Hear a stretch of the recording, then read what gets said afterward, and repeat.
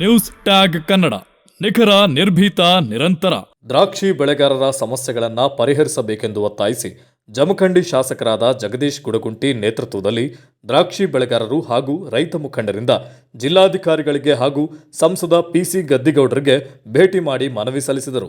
2 ತಿಂಗಳುಗಳಿಂದ ಸತತ ಮಳೆಯಿಂದಾಗಿ ದ್ರಾಕ್ಷಿ ಬೆಳೆ ರೋಗ ಬಾಧೆಗೆ ತುತ್ತಾಗಿದ್ದು, ರೈತರು ಬೆಳೆ ವಿಮೆ ಯೋಜನೆಯಡಿಯಲ್ಲಿ ವಿಮೆ ಕಂಪನಿಗಳಿಂದ ವಿಜಯಪುರ ಜಿಲ್ಲೆಗೆ 72,522 ರೂಪಾಯಿಗಳನ್ನು ಕೊಟ್ಟಿದ್ದು, ಜಮಖಂಡಿ ತಾಲೂಕಿನ ರೈತರಿಗೆ ಬರೀ 36,261 ರೂಪಾಯಿಗಳನ್ನು ಕೊಡಲಾಗಿದೆ. ಇದು ಮೇಲ್ನೋಟಕ್ಕೆ ತಾರತಮ್ಯವಾಗಿದ್ದು ಕಂಡುಬಂದಿದೆ. ಹಾಗಾಗಿ ಇದನ್ನು ಸರಿಪಡಿಸಿ ಶೀಘ್ರವೇ ಉಳಿದ ವಿಮೆ ಕಂತನ್ನು ಬಿಡುಗಡೆಗೊಳಿಸಲು ಮತ್ತು ಮಾರುಕಟ್ಟೆ ಶುಲ್ಕವನ್ನು 10 ಪೈಸೆಗೆ ಇಳಿಸಲು ಮನವಿ ಸಲ್ಲಿಸಿದರು.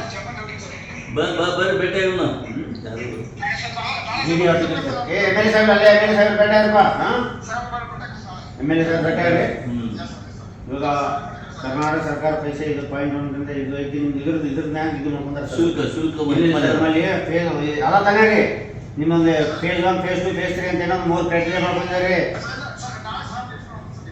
ಅದೇ ತಗರಿ ನೀವು ಹೇಳ್ತಾ ಇರೋದು ಆ ಕೆಟಗರಿಯಲ್ಲಿ ಆ ರೇಂಜ್ಗೆ ಕಟ್ಟೋದಿಲ್ಲ ಕೇಳಿದ್ದು ನಾವು. ಅದು ರಿಪೋರ್ಟ್ ತರಿಸ್ಬೇಕಲ್ಲ, ಯಾರಿಗೆ ತರಿಸ್ಬೇಕು ಮಾತಾಡೋದು ಹೇಳಿ ನಾನು ಮಾತಾಡ್ತೇನೆ. ಇನ್ನಿತರ ಸುದ್ದಿಗಳಿಗಾಗಿ ಕೂಡಲೇ ಸಬ್ಸ್ಕ್ರೈಬ್ ಮಾಡಿ ನ್ಯೂಸ್ ಟ್ಯಾಗ್ ಕನ್ನಡ.